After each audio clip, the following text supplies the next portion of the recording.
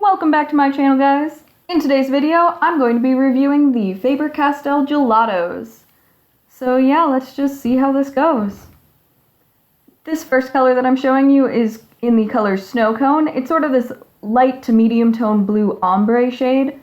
And all of these are in this packaging that's similar to like a chapstick or a lip balm. And it works the exact same way. You take the cap off, you twist the bottom, and the rest of the product comes up to the top. So yeah. There's all there is to that.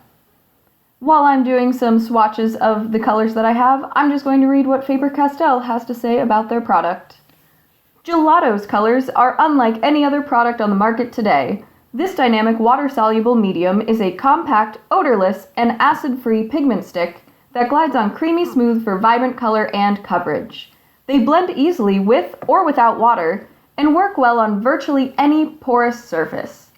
Transform opaque colors into translucent tints or mists with water. Great for adding color and sheen to any surface, including paper, canvas, chipboard, wood, fabric, ribbon, journal boards, and many others. Wow, Faber-Castell, you certainly made a product that is quite versatile. And you know, what I couldn't find within any of this description is, what are they made out of? I know they're water soluble, but do they have oil in them? There's probably no alcohol in them, but yeah, it kind of bums me out that I don't really know what this pigment stick is.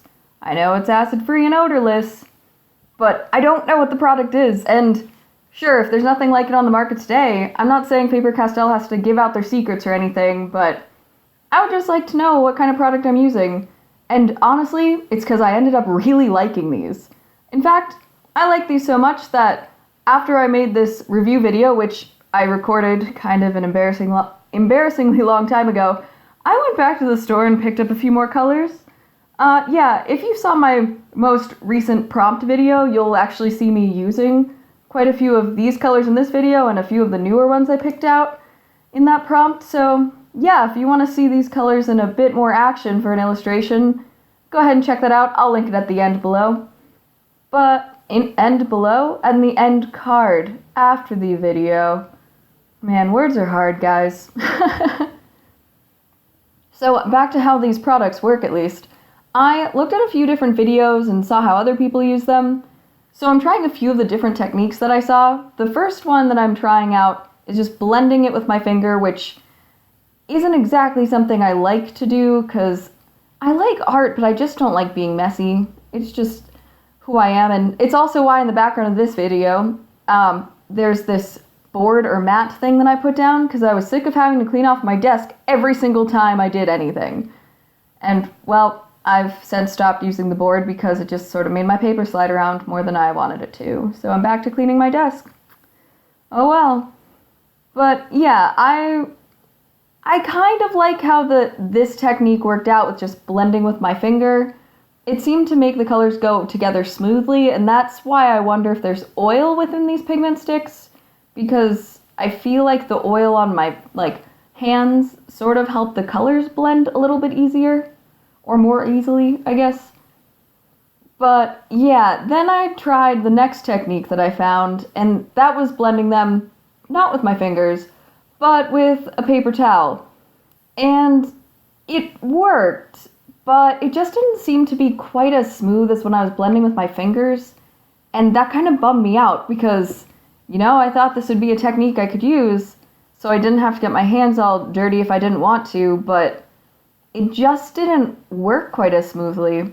This is also another reason why I feel like there might be oil within these pigment stick things, but who knows? Faber-Castell, you wanna share that secret? I'd like to know.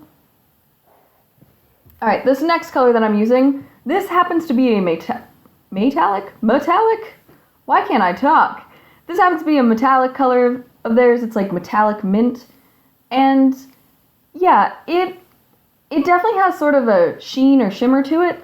And the technique that I'm using for it is just adding some water on top of it. Since it says they're water soluble, I wanted to test it out.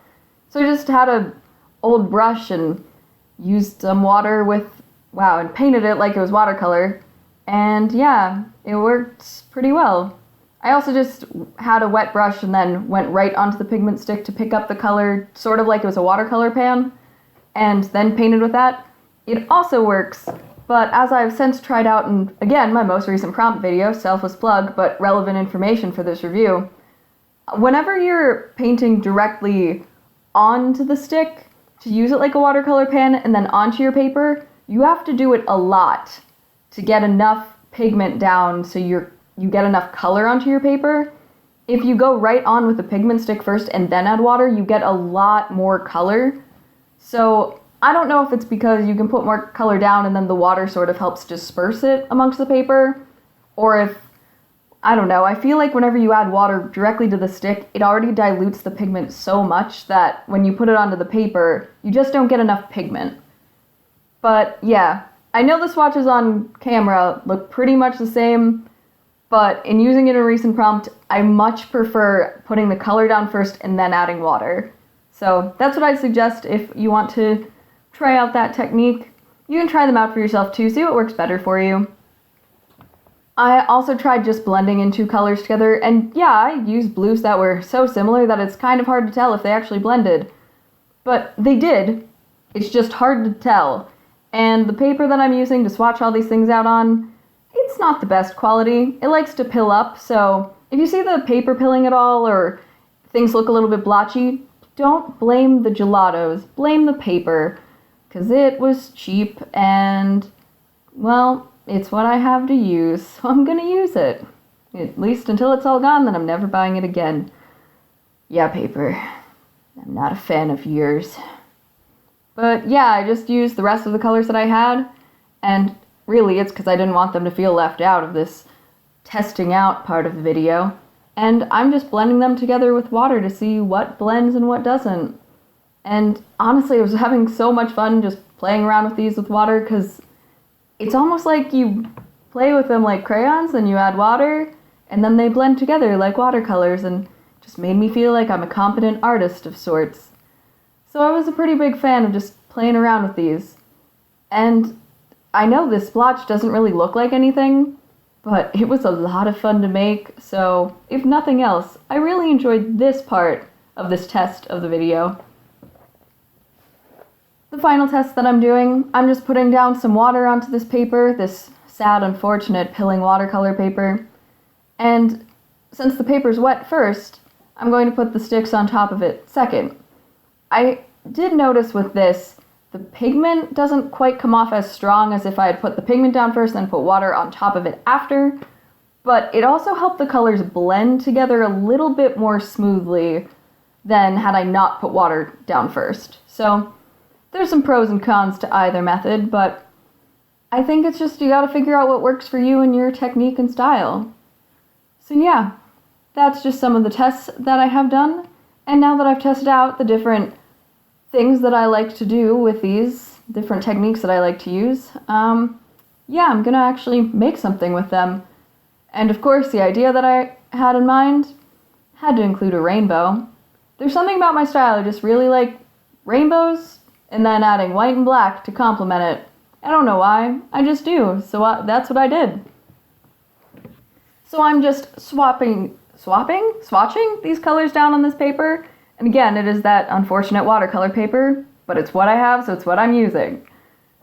And I'm just putting the colors down in some kind of rainbow order. No, I'm not using all the colors that I have, but that's not really how rainbows work. So that's why I'm not using all the colors. And I wanted to make sure this review was as authentic as possible, so although I'm cutting in between scenes, yeah, I'm keeping it real time, because this did not take me much time at all. I really like how it looks, and if you want to do the exact same thing, I'm fine with it, because I think this was an adorable piece, and it hangs in my studio now, and it makes me feel really happy. And once I'll finish it, you'll understand the next thing that I say. Yeah, it's artful, but also very, very childish, and I think it's hilarious. So yeah, you're all about to find out my kind of sense of humor, and very soon, and, well, if you never come back to another video after seeing what I think is funny, I understand. Thanks for being here for the time that you spent. It means a lot to me. I really mean that. If you don't like my sense of humor, good luck. The next video is probably going to have the same kind of crude-ish kind of jokes in it. I guess they're not crude, it's more like second grade humor. I don't know, you'll find out what I'm talking about in a minute. You have no idea what I mean right now.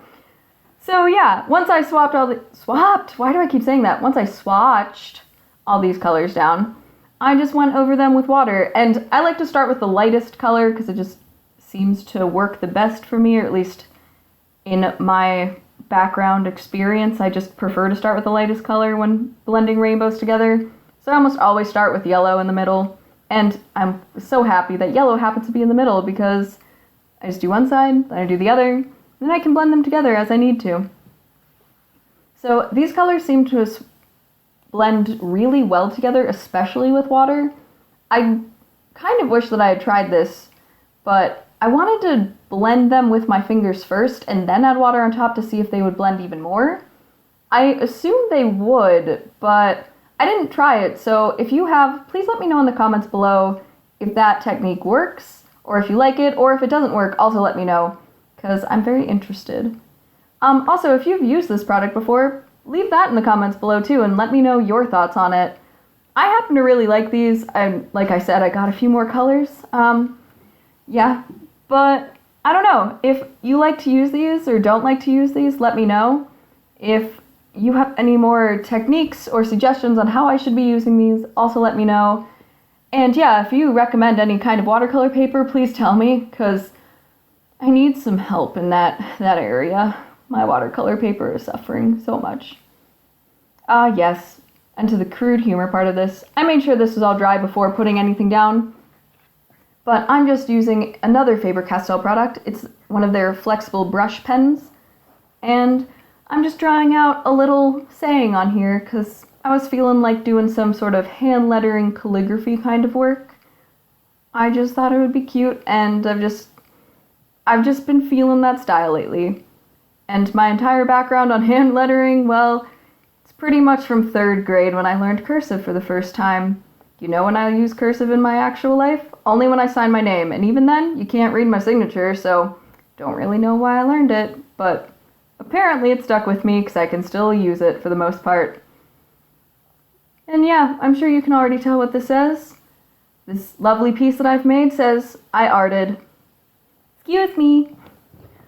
Alright guys, that's pretty much the end of the video. I hope you enjoyed this review. Let me know your thoughts in the comments down below. I really appreciate you watching. If you like this video, please give it a thumbs up. It does a whole lot for me. If you're not subscribed, make sure you subscribe so you don't miss out on any of my future videos. And yeah, I hope you all have a fantastic rest of your day. See you in the next one, guys. Bye! Do you want to see more shenanigans? Then make sure you subscribe so you don't miss out on any of my future videos. Oh, you want to see more shenanigans like right now? Then check out these suggestions on your screen or head on over to my Instagram. Thanks so much for watching, guys. Check back soon for some more shenanigans. Bye!